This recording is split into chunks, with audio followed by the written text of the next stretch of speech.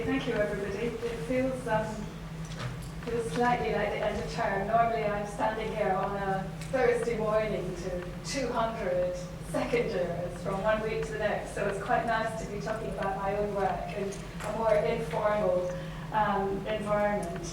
And actually, just before I start, there are two works that are kind of parallel to the book that I've just finished, and that are also my interlocutors as such. Although mine is very much cultural, and my two colleagues are very much coming from political philosophy. But one is Wendy Brown's new book called Undoing the Demos, which is just published a few weeks ago. And the other is a colleague of mine in Berlin, Isabel Laurie, and her book is called States of Insecurity, and it's published with Verso. So in a sense, both of these people are carrying out a sort of similar discussion to myself, but coming from political philosophy, where I come very much from cultural studies, and also I think my work is consistently interested in kind of on-the-ground changes and the consequences of the transformations that both Wendy Brown and Isabel Laurie are looking at a more wholly abstract level. Okay, now I'll see if I don't think I can actually see my paper. I think I need a little bit more light here. Hold on. Yeah, I think I just need a little bit more light. Yeah, okay, or maybe it should usually work.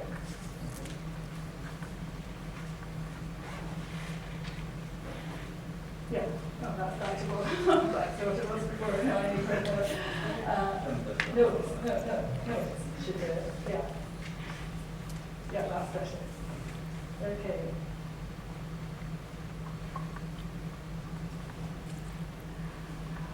Okay, well, the argument I'm presenting in this paper in a condensed form is that the neoliberal radicalism of the creativity dispositive is that it acts as a mode of labour reform by stealth or as a bypassing mechanism. So that's really the thesis that underpins the book, that is to say, the radicalism of neoliberalism in relationship to creativity is that it does the work of labour reform without ever having to think about organised labour or trade unions.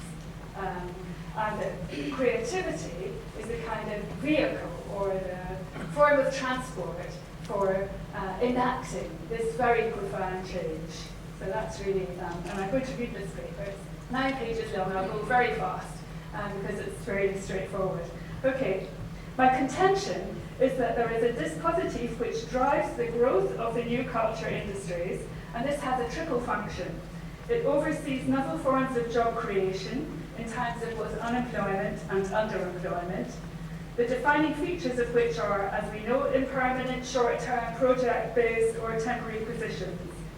It orchestrates an expansion of the middle classes in the light of the policies adopted by most national governments in recent years to increase the number of students attending universities or art colleges, and at the same time it supports the creative activities of this arrivista middle class, allowing them to act as guinea pigs for testing out the new world of work without the full raft of social security entitlements and welfare provision which have been associated with the post-World War II period. Maurizio Lazzarato, reflecting from the viewpoint of cultural workers on the changes to the French welfare system, understands these as a whole-scale, quote, reconstitution of society. My argument is more localized, in effect. My argument is that here that we can see a kind of new assemblage of the middle class, with a wide range of instruments and toolkits coming into play to oversee and manage this transformation. The creative workforce may be relatively small, but it is being trained up to pave the way for a new post-welfare era. Nowadays, we also see a remarkable influx of young women in the direction of these kind of jobs from across the boundaries of class. And in my book, I pay particular attention to the gender dynamics, as I will do later in this paper. With this inflation of graduates from the fine arts, design, media and humanities subjects entering into this largely self-organised labour market, I ask a number of questions. Are these young people simply taking on the same kind of risks which have always characterised small business entrepreneurship? In which case the absence of benefits and entitlements such as sickness pay and maternity leave are part of the course? Or is this a different kind of undertaking, one that does not quite match with the typical small business model? I look at the self-employment strategies, the freelance work and the new modes of self-entrepreneurship which develop within a recently expanded sector of creative and artistic activity. If it was just a matter of almost self-flagellating patterns of new sweated labour, in the name of creativity, we might imagine short bursts of activity in the early years, followed by a retreat into something more sustainable. Nowadays, however, retreat seems not to be an available option, especially in times of austerity and high unemployment.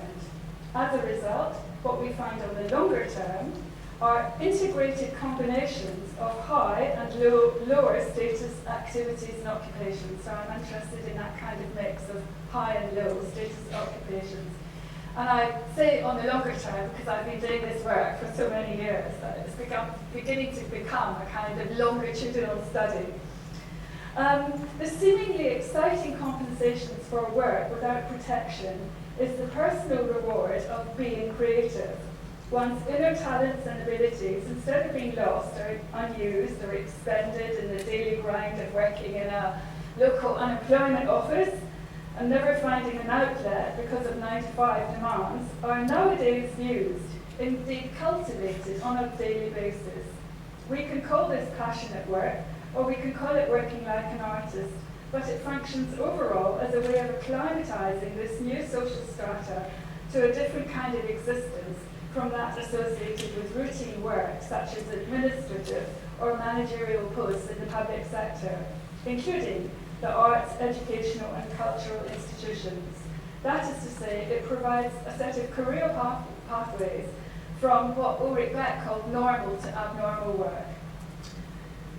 There are the actual modes and styles of cultural working in the contemporary environment. What are these modes of cultural styles? I'll go on to talk about that in a minute. Then there is the way in which, in recent years, business models have come to dominate the various pathways open to those young people pursuing a career in the arts and culture. What's your business model is the standard question. In the past, these business models would have been rather reluctantly adopted by recently graduated, for example, fashion designers. But now, as we all know, they have become a prerequisite across the whole range from visual arts through graphic design, documentary filmmaking, stage design to performance art. Everybody knows what it means to have a business plan or a business model. There is also the appearance, mentioned already, of a distinctive social group or a middle-class fraction whose careers, unlike that of their parents, are no longer underwritten by rights and entitlements associated with the post-war welfare regime. There is a visible interest in the idea of passionate work and the expectation of happiness at work, again in commas. To some extent, middle-class status nowadays rests upon the idea that work is something to which one has a passionate attachment. I first encountered this high degree of affective attachment some years ago when I carried out interviews with young British fashion designers, mostly female, and all of whom declared this kind of personal investment in work, despite long hours and low returns. Indeed, the idea of happiness at work, or, as Jacques Donzelot put it, pleasure in work, marks out the institutional terrain for new forms of post-welfare governmentality. The argument posed by Donzelot in his essay from I think it was actually written in about 1979, the argument posed by Donzelot is that when people love their job, the role of trade unions is diminished, reflecting the orchestrations, for example, by government in the UK from the mid-1970s, that is to say from the days of Thatcher onwards, whose key idea, of course, was to dismantle the trade unions. And Donzelot has a very interesting insight into this process. With a focus, however, still on actual employment, rather than, let's say, freelance work, Donzelot summarizes and condenses the shift of government and employers' attention away from the post-World War II social democratic question of industrial democracy to the emergent US-led MBA culture, which seeks to develop the individual capacities of the worker, making him, quote, responsible and autonomous. So the MBA culture that Donzelot touches into, I argue, has really been expanded and exported and implemented everywhere. In my own previous work on fashion designers, I stepped right outside the framework of normal work. I looked at abnormal work, showing how in this sphere of self-management, there is an expectation of pleasure in the work itself, such that it functions as a rationale for embarking on an otherwise perilous career. These entanglements of desire and capture, a term that we find used a lot by Paolo Virano, are critical to how careers are both established and maintained as young women and men navigate a way through the offices of the new, more flexible institutions of the state, and as they are required to present themselves as potential recipients of internships, work placement schemes, and workfare programs, i.e. even workfare programs. What starts as an inner desire for rewarding work is retranslated into a set of techniques for conducting oneself in the uncertain world of creative labour. The cost is that the raft of equality measures of the type we associate with mainstream normal work are often suspended, if not reversed, in this cruel, if also seemingly cool, environment where the US startup mentality prevails, or where the sheer pleasure of work is assumed to compensate for workplace security and protection. Here we can see how the governmentality aspect of anticipated pleasure or promise of workplace sociability functions to close down awkward issues also around race and sexual discrimination. I foreground here the romance of this style of working. So I'm interested in the kind of romantic aspects of, or the self-romanticism aspects of these forms of work, and how this romance is translated at an institutional level so that it functions as a kind of dispositive, a self-monitoring, self-regulating mechanism. Of course, as Foucault would put it, a technology of the self. This compulsion or drive to make working life somehow compatible with ideas of self-realization is one way of understanding what creativity is. Actually, I argue that creativity is self-romanticization. Creativity is designated by current modes of biopolitical power as the site for implementing job creation and, more significantly, labour reform. It is a matter of managing a key sector of the youthful population by turning culture into an instrument of both competition and labour discipline. The word culture fades into the background and is replaced by creativity. It is a deployment of power to encourage self-actualization through being creative. It is a matter of putting creativity to work.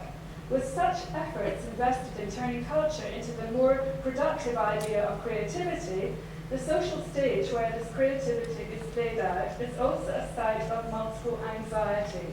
And I'm interested in what these anxieties are and what the consequences of these anxieties are. What I offer here is an account of new work where creativity is a practice of self-romanticism. Drawing in the concept of line of flight, which everybody will be familiar with here, where mutations and differences produce not just the progression of history, but disruptions, breaks, new beginnings, as Claire Colbert puts it. The romance here is the line of flight. The desire to escape a lifetime of routine work, let us say in a local tax office, and the wish to lead a self-directed life in regard to work and career. This motivation towards self-expressive work now intersects with and is nurtured as well as managed by the prevailing governmental discourse of business, entrepreneurship, and self-organized work across this terrain. While this might look like a happy and fortuitous coming together of forces, the desires of young people for self-expressive opportunities in life and work are being taken up by providers of training and by colleges and universities. In fact, this convergence, the line of flight, the capture, the romance, and so on, marks out the precise site for what I would say is labour struggle. So the tensions and the anxieties are the new site of labour struggle. That is where labour struggle is now being conducted, outside of the conventional workplace. So that really raises the question of how can you have labour struggle outside a workplace? And I then answer that this politics is generated actually mostly in the home and community, not from any experience of the shop floor. Family is the line of flight. The line of flight comprises of distinct mode of individuated, deterritorialised, and then reterritorialised labour struggle, as an array of disciplinary technologies descend upon these subjects from so many offices of the state, working through and with this desire for freedom and enjoyment in work and for self-expression. The condition of such an individuated state of sociality, conditions, are themselves the outcome of the post-Fordist scenario, which I use here as a summary for a multiple set of profound transformations of production and labour processes entailing new entanglements of race, class, and gender. The invention of techniques and apparatuses then introduced or unrolled across various institutions and social spaces expands upon and enlarges that process described by Nicholas Rose many years ago as powers of freedom. If the impulse of the line of flight is to work, in the sense of making a living, like an artist or like a musician or a writer or designer and so on, then such desires gather momentum so that they can be seen as distinctive cultural grouping or even a subcultural formation. Nowadays, these groupings or movements or formations seem to be formed almost from inception within a range of inciting practices of governmentality. That is to say, they are imminent. So in the past, where subcultural formations like punk or whatever seem to be formed as alternative or on the edge, the argument is that these impulses are actually formed almost instantaneously within the practices and the technologies and the dispositives, so they are imminent. So they seem to be formed almost from inception within these inciting practices of governmentality, which inform and give content to the school or academic or art school curriculum. So the curriculum is the place of tension and anxiety and even labour struggle, which is terribly interesting to all of us who are concerned with developing curricula, actually. In recent years, these curricula are full of business modules for fine arts students, or toolkits. And the word toolkit resonates right across also the European Commission. It's my favourite word. Toolkit for everything. For setting up, as a fashion designer and so on. These pedagogic instruments have a strongly subjectivizing capacity as they are directed towards individuals in all of their uniqueness and distinctiveness. For example, taking the form of one-to-one mentoring. Nevertheless, there is also a commonality, a familiar framework emerges, which crystallizes into ways of speaking, ways of engaging, ways of comporting the self, expressing enthusiasm, withholding a critical disposition, etc. All of which have their own distinctive rhythms, pleasures, and excitements. And here I quote one of our own PhD students in Cultural Studies, Carolina, who has paid attention to these rhythms and excitements of subjectivity in relationship to new entrepreneurial culture. There are so many opportunities, as Verno tells us, in these facilitating devices and instruments, and they operate through capture. That is to say, something of the wide capacities, enthusiasm, and critical intellect of people are precisely what is captured by power and actively used then to replenish and innovate so that capitalist production is seemingly radicalized and made more interesting and exciting and also apparently concessionary or tuned into the demands of its subjects, which is very much what Paulo Verno argues. But these processes produce noticeable subjective outcomes. The Toolkit approach, for example, is highly normative, offering little space for negative subjective states, such as moodiness or bad temper. Ironically, the depths of historically associated.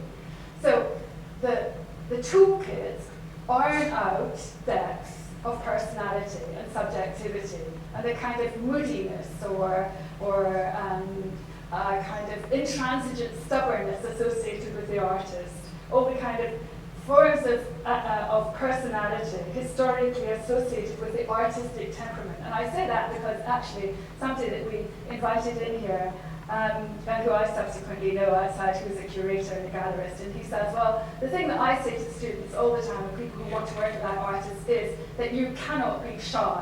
You know, it's just impossible to be shy. And I will, and he more or less says, and I will push anybody who is shy to stop being shy, because it doesn't help when you have to go out and sell yourself in the marketplace of the art world. So that's what I mean about a kind of flattening effect. The correctly trained artist is no longer expected to be shy or retiring or even too quiet.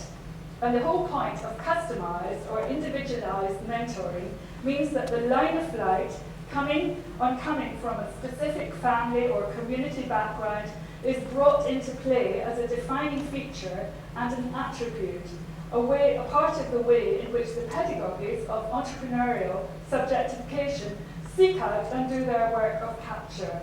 Where are you from? What's your story? The kind of person you are, the background you come from, your story is the contact point for how the toolkits then unfold. And I've been looking at toolkits connected with various European Union projects.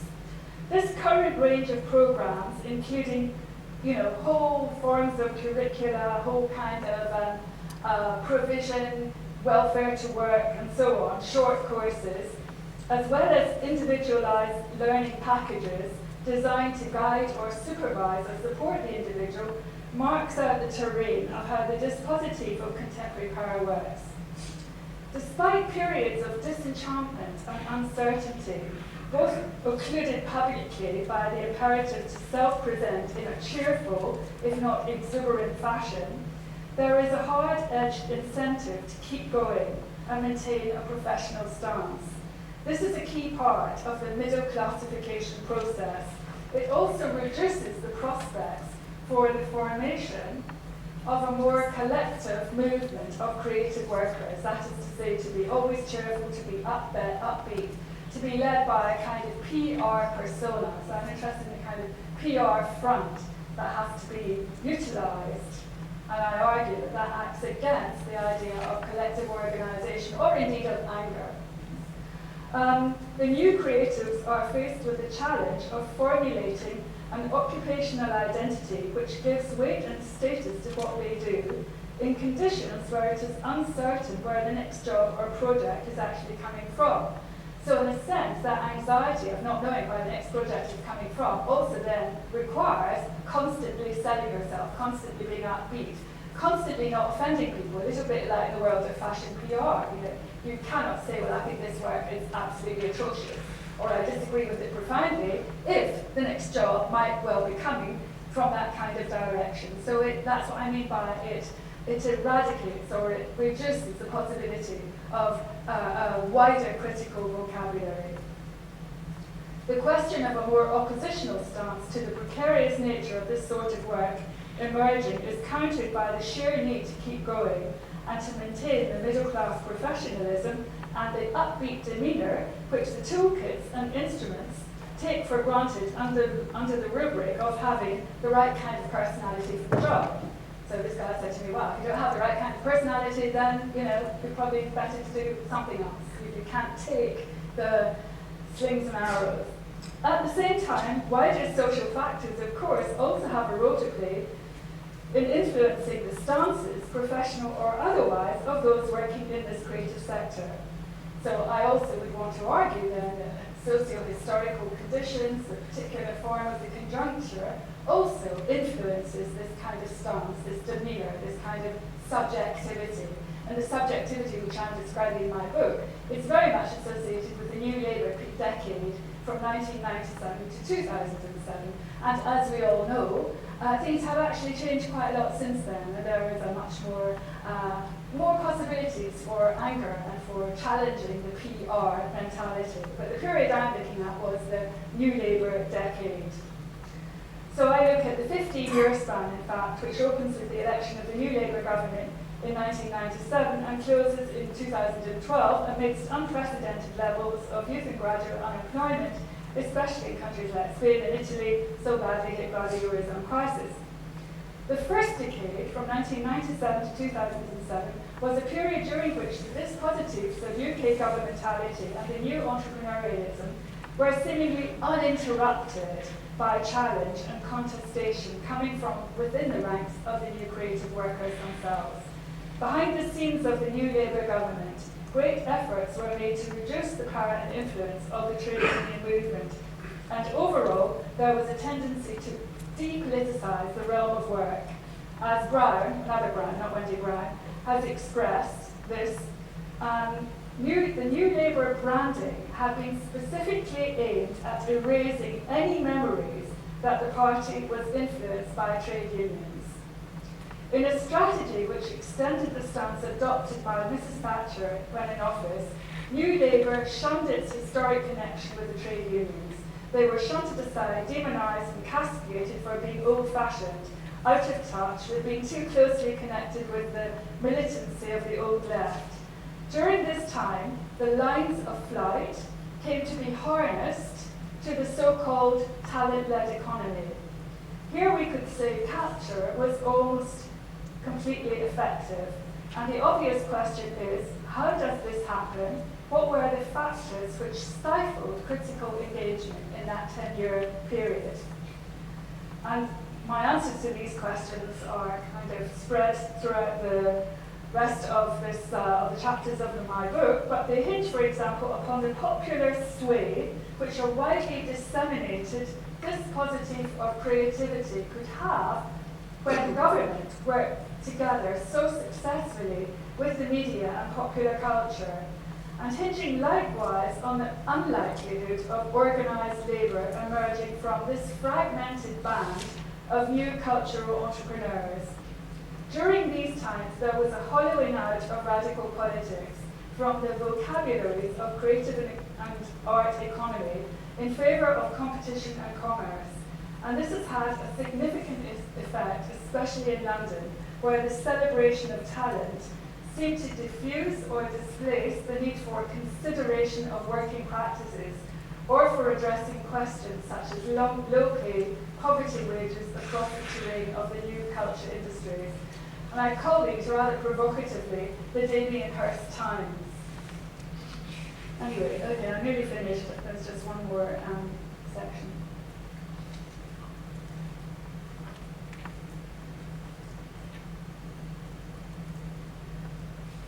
Okay, I've just got 5 minutes and then I'll finish. So this next section is called Remaking the Middle Class Through Creative Labour. The question of how we understand the social composition of what seems to be a relatively youthful new middle class fraction is fraught with difficulties. One way of engaging with class in the context of the rise of the new creative economy is found in the writing of Stuart Hall, who offered an analysis of how working class organisations were broken down and destroyed from the time of the Thatcher government onwards, while at the same time the prospect of moving upwards to join the property-owning democracy was dangled as an opportunity to sections of the skilled and already affluent working class. Middle-class young people, therefore, were lower middle class, upper working class young people were being pushed towards this new kind of temporary work, at the same time as middle class values more generally were being extended across the fabric of society, and especially in the urban terrain. These new occupations, which emerged through this process of post-Thatcherite, lower middle class, upper working class becoming, as the current government puts it, aspirational, These new occupations, however, so really I'm talking about an emancipication effect of the middle class, often through the Blair years and the expansion of the university sector. These new occupations carry a nebulous status, existing somewhere between the old professions, the once secure jobs in the public sector, such as school teaching, and career pathways in advertising and in the corporate world. So the new careers are kind of alongside or at the edge of the old middle class professions.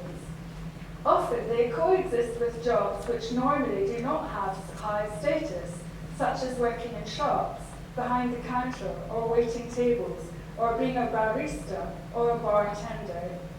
Many young creative people pay their rent and cover their living costs through taking these jobs, which in the past would have been called like day jobs.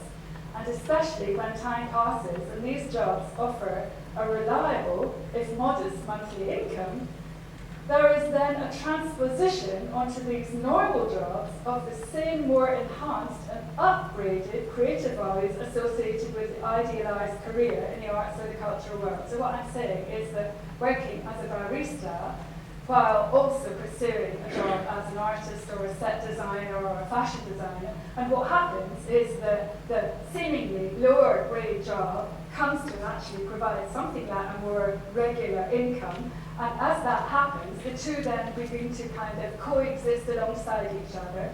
And the higher values, the higher class values associated with, oh, my next collection, then comes to be transposed onto being the barista or working in a very nice organic shop or a bakery.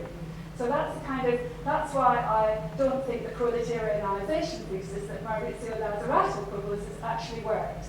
Because what's happening is that the ordinary jobs, working behind the counter, comes to be, the middle class values come to be imposed on it. It becomes in effect redefined.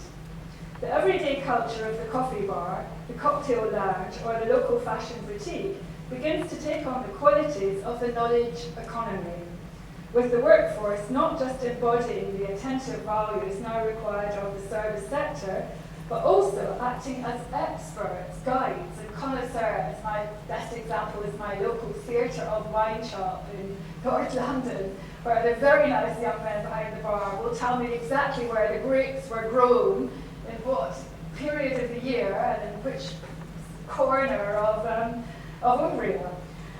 So that kind of knowledge economy information comes to be a mark, a kind of way of asserting a certain kind of middle class professional status.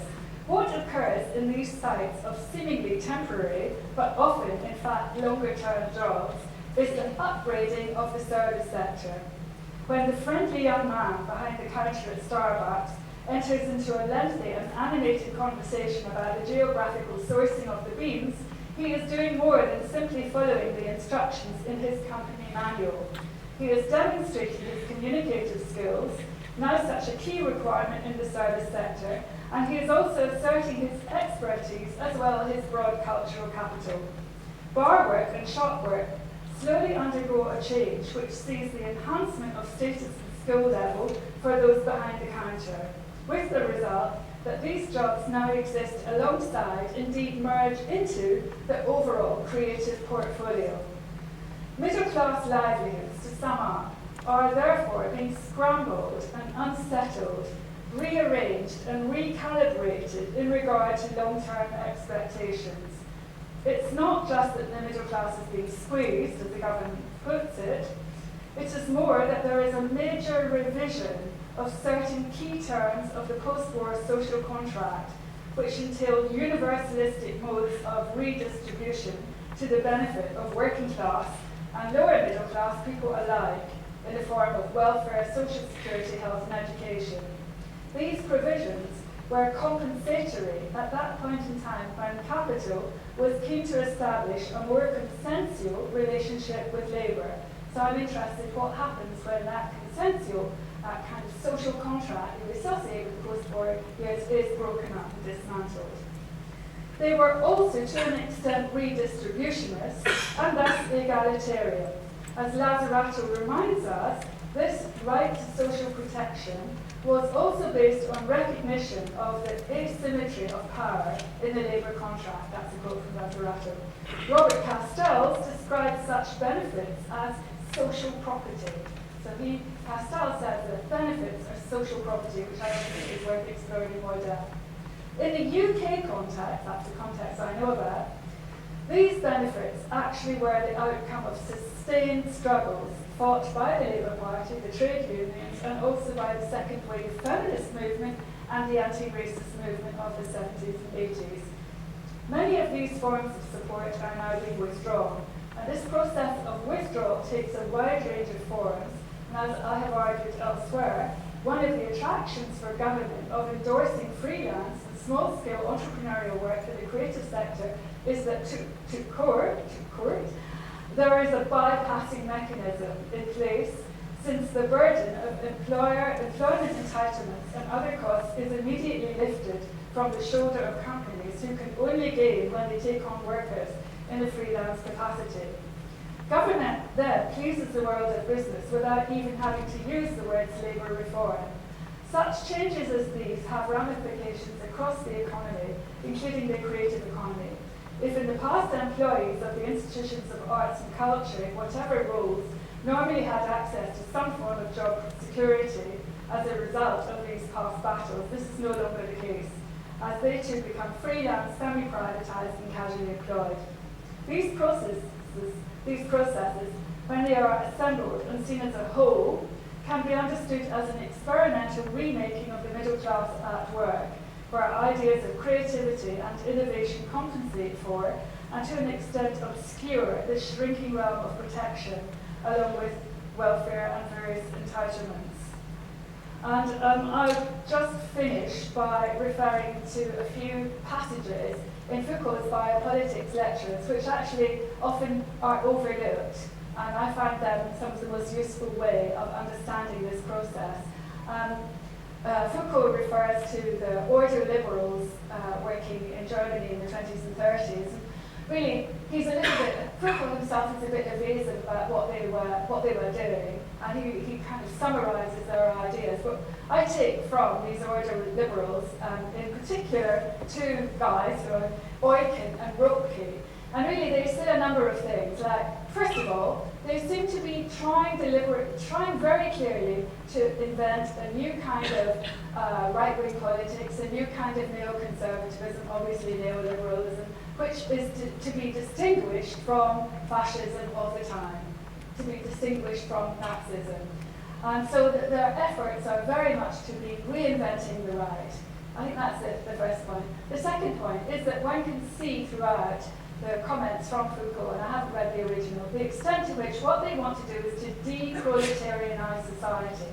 And at one point they actually say that Beveridge's British welfare state is a form of Nazism, which of course is extremely shocking to many of us who are the products of the Beveridge welfare state. So there's an absolute antipathy towards benefits and welfareism in favour of what they call de-proletarianization. And deproletarianization also means enhancing the status of the middle class, not by aspiring, not by trying to kind of bring about equality, but rather by producing exactly the kind of strata that I'm describing here, how many years later, which is a kind of strata of lower middle class craft workers. So they say, if you give people the chance to work, to be self-employed, if you reinvent craft, and we all know, of course, about the new craft economy, and if you encourage people also to find pleasure in work, then actually, you know what, the trade unions will disappear and die off. And that's there in the writing of the order liberals, and it absolutely is very much what I'm arguing in this paper. Okay, so I'll finish there. Thank you.